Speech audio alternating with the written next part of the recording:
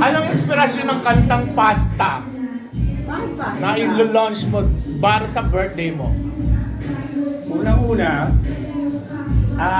ang point of origin ng pasta is, isang bagay na gustong-gusto natin, pero hindi na iiwan sa isipan mo yung bagay na yun, di ba?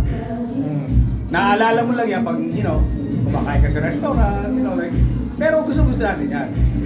So, maybe just like an Andrew E. song.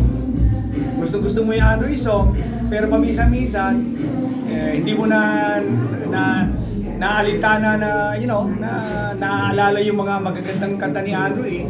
Kasi sa dami na ng mga kanta ngayon lumalabas, and yung panahon ngayon, puro mga bago yung mga artist. So parang masyadong masikip ang landas ngayon ng music industry. So for me, I created something like a song na every time pag narinig mo yung kanta na to, hindi mo na makakalimutan yung pasta. Kasi magpapaalala sa'yo na natuwa ka or nakuha mo yung kiliti mo muli, just like nung nakita ko at nakuha ko ang kiliti ninyo nung humanap ka ng pangit, Andrew Medina, Bini Birocha, The Rest, and Banyo Queen. That's why, for me, this song is bubulaga sa inyong lahat. Parang This ka-level song. po ng mga hits nyo, parang ka-level. May I say, baka mas mataas pa. Ginamitan mo ba ng AI ang kantang ito? Of course, hindi. Because number one, nowadays, ay bibigyan ko kayo ng konting clue. Kasi nowadays, kapag gumamit ka ng AI, bawal lang i-upload sa mga music platform. Okay. Bawal na. I'm not saying bawal yung kanta mo. Pero hindi tatanggapin kung ikaw yung gumawa. Kung ikaw yung nag-submit. Di ba usually, pag ikaw yung producer, or ikaw yung record producer ng album or ng kanta, pag sinubmit yun ng company mo, automatic tinatanggap lang yun ang music platform, di ba? Or maybe kung sino mang ordinaryong manganganta or gumagawa ng kanta, nagko-compose, tinatanggap lang yun. Nowadays, no. Meron na silang verification material or machine na kapag na-sense nila yung AI elements, dahil ang AI elements, mga kaibigan, ay code. Code yan na code na hindi galing sa physical form or physical media, kaya nasa-sense yan. At pag nalaman nila, automatic, hindi ka na nila tatanungin, you cannot upload your song. So, kilala yung mga songs na before na medyo naughty, This time ba, walang ganon, Sino yan? Kayo po yung mga songs na medyo naughty dati, di ba? Okay. Medyo Ngayon ba kayo wala? Itong pasta po. Ngayon, mas brutal. Okay. Kasi, you know why? Kasi dati, yung pagiging liberated ko sa kanta, di ba? I mean, 1991, napaka-early pa nun sa Pilipinas. So, hindi pa tayo masyadong liberated, di ba? But nowadays, take a look, cellphone, social media and all that.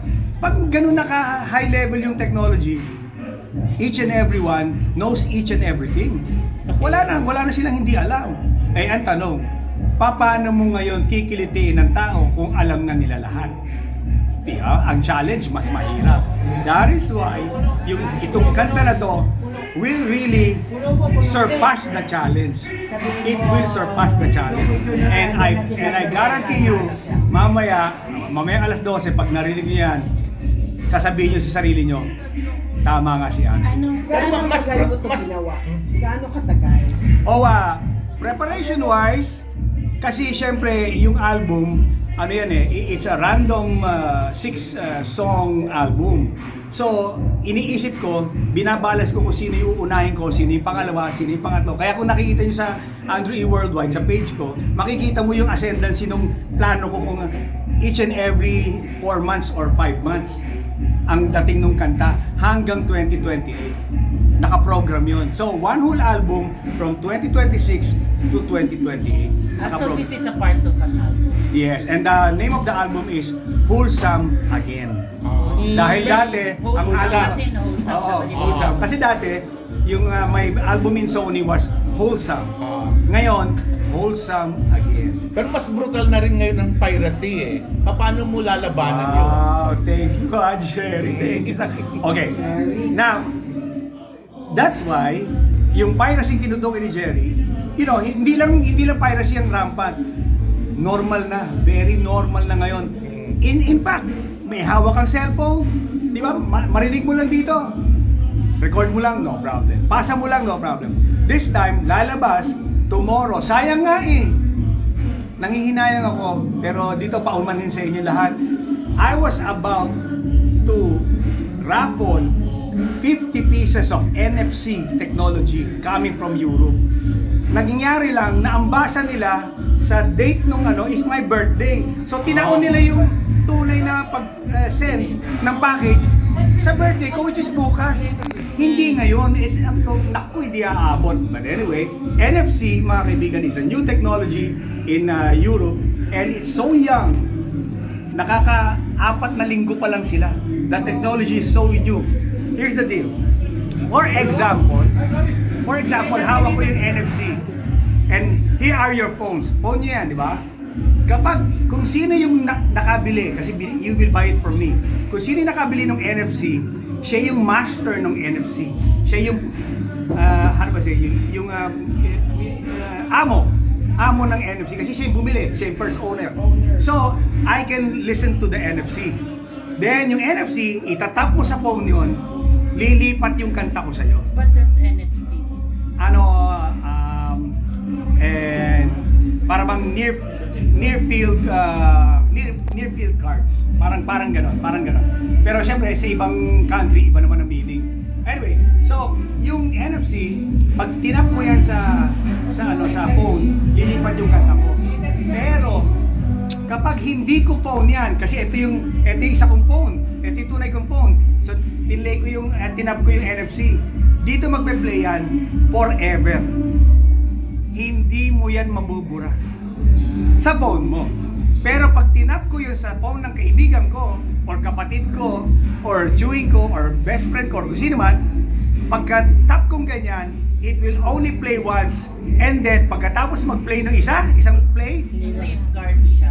yung song, babalik ulit, susunod sa akin ulit. So pag pumunta ako dito, aalis yun ulit, susunod sa phone ko. So in other words, safeguard. So, pero magsasabi, hindi true. Habang pine-play ko, ire-record ko, you cannot. Hindi siya clonable. So wala pa nun dito sa Pilipinas? Wala pa. I'll be the first one. Meron kang concert sa yeah. sa US at Yeah. Canada. Kaya ngayong America, they're all yearning, please, magdala ka ng NFC for us. Kaya magdadala ko na maybe siguro mga like 2,000 pieces for isa-subdivide ko para sa lahat. Magkano po yun? Like how much is that? Magkano po? Yung NFC ko, landing cost would be around like $20.